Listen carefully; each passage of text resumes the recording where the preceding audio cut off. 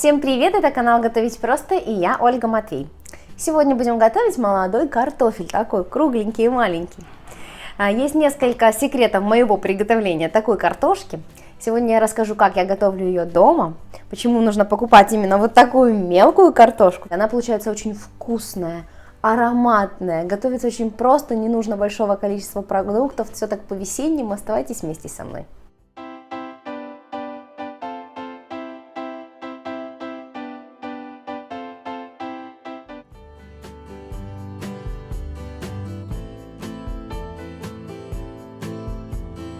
Когда начинается молодая картошка, я обязательно несколько раз готовлю именно вот такую меленькую, маленькую картошку.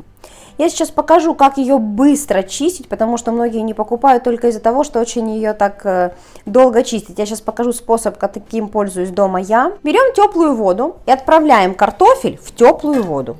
Значит, ножом такую картошку мелкую чистить неудобно. Железным скребком она тогда такая, знаете, ребристая становится, не гладкая. Я беру новую вот такую губку для посуды, новую. Смачиваю ее. И главное не холодную воду, а теплую. Не нужно картошку замачивать, чтобы она начала впитывать в себя воду. Просто вот так вот в воду, чтобы было удобнее чистить. Берем картофелину и трем. Смотрите. Во-первых, она получается очень гладкая. Сейчас я вот почищу. Посмотрите, какая картошка получается очень гладкая. Вся шкурочка ушла, вот такая она красивенькая. Я вот таким способом пользуюсь, мне очень нравится, больше, чем солью или скребком железным. В общем, на варку и не резать ее ни в коем случае. Картошку я почистила, залила холодной водой. Кто не хочет чистить, вы можете просто помыть картофель, да и варить так в мундирах. Ну, шкурочка тоненькая, но вкус чуть-чуть будет отличаться. Можно, еще раз повторю, с железной губкой, кому как нравится. Так, сюда соль. И что теперь берем? Берем укроп свежий. Значит, что я делаю? Значит, берем стебелек укропа и обрываем сам укроп, вот этот красивый. Его мы будем добавлять потом. Оставляем только стебель.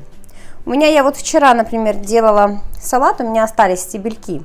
Я их оставила, и я добавляю их сюда прям вот в картошку. И еще я беру базилик. И то же самое, обрываю листики.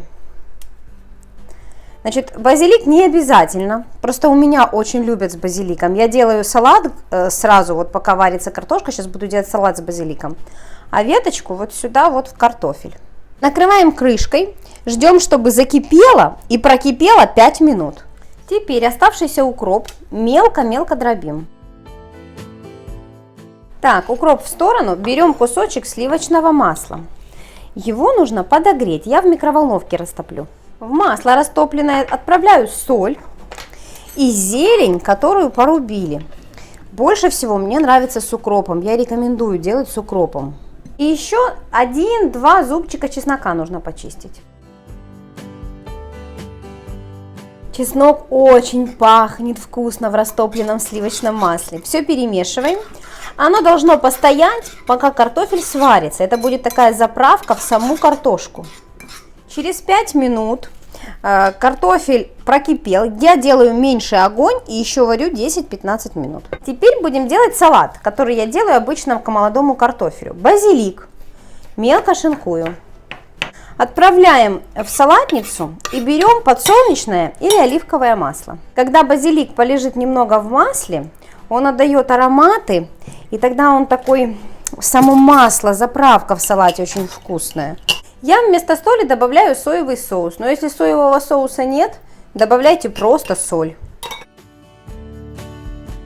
Пока базилик настаивается, порежем помидор. Любые помидоры, но главное, конечно, вкусные. Вот я беру сейчас розовые помидоры, пошли. Я стараюсь нарезать меленько, потому что они пускают сок, и вперемешку с заправкой из базилика это очень вкусно. К этому салату я больше не добавляю никакую зелень и больше ничего, потому что помидоры и базилик это такой самодостаточный салат. Отправляем помидорчики в заправку, перемешиваем. И теперь ждем только картофель, а салат должен чуть-чуть постоять, чтобы помидоры пустили сок. перемешались вместе с заправкой. Тогда будет очень вкусно. Посмотрите, помидоры начали пускать сок, и видите, какая заправка, вот видите, с помидорами смешанная. Это очень вкусно. Так, все, пусть стоит, ждем картошку. Через 2 минутки я картофель буду отключать. Я отправляю сюда лавровый лист, чтобы еще с лавровым листом 2 минуты прокипело, он даст аромат. И можно будет сливать и убирать вот это все, оставлять только картошку. Все готово. Убираем вот это все и сливаем. Еще хочу сказать, сразу нужно сливать, нельзя оставлять ее в воде, иначе она напитается водой и будет водянистая. Заправку, которую мы приготовили, выливаем сюда в картофель. И теперь нужно помешать, но не ложкой, ни в коем случае, потому что вы подавите всю картошку. Берем крышку. Так, полотенечко, потому что горячая кастрюлька. И вот так мешаем. Посмотрите, как аппетитно выглядит. Просто умопомрачительно. А запах вообще. Хорошо, сейчас будем пробовать. Очень вкусно. Молодой картофель. Обязательно картофель делю вилкой. И вот так вот в масло, в заправку и ем. Вот есть какая-то пикантность в этой именно маленьком этом картофеле. Понятно, что можно сделать побольше. Картошку взять. Будет легче чистить быстрее. Но так очень вкусно. Такое оно маленькое все. Ну и салат. Знаете, вот такое сочетание салат и картошка. Я бы даже, наверное, больше никакого мяса не делала. Очень вкусно. Базилик и помидор. Все. И так вкусно. Знаете, самые вкусные вещи, они самые простые. Я вам всем желаю, чтобы у вас было точно так же вкусно, как мне сейчас, потому что он у меня очень вкусно. Купите именно маленький картофель. У меня еще есть рецепт приготовления такой маленькой картошки. Ее не нужно чистить, ее нужно только помыть. Просто под водой помыть. Такая получается молодая мелкая картошка по-селянски. Очень с вкусным соусом мы делаем. Сниму и выложу, чтобы вы увидели. Тоже очень вкусно, поэтому дождитесь видео. Ну все, подписывайтесь на канал, ставьте лайки, пока.